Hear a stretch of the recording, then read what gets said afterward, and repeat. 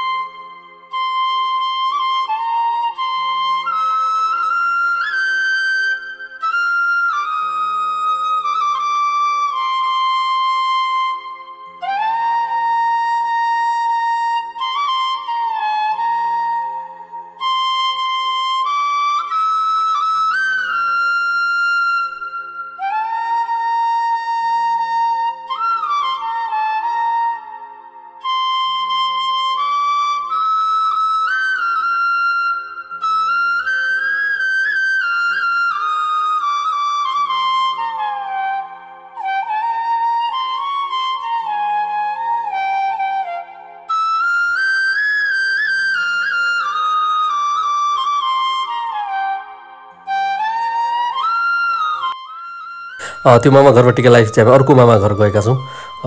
यो पनि हाम्रो अर्को मामा घर छ। यहाँ चाहिँ मामाको हातबाट टिका लाउन चाहिँ हामी त्यहाँ पुगेका छौँ। यो पनि बडा रमाइलो छ मामाहरूको घरमा।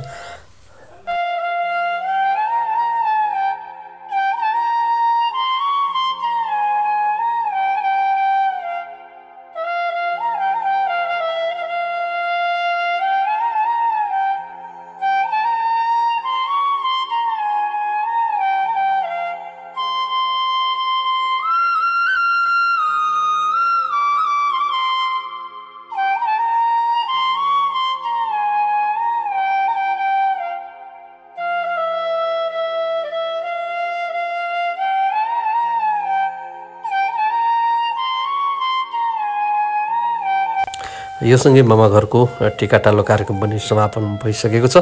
फेरि हामी तपाईँहरूलाई अरू भिडियो लिएर आउने नै छौँ। नमस्कार। कस्तो लाग्यो त हाम्रो ब्लग?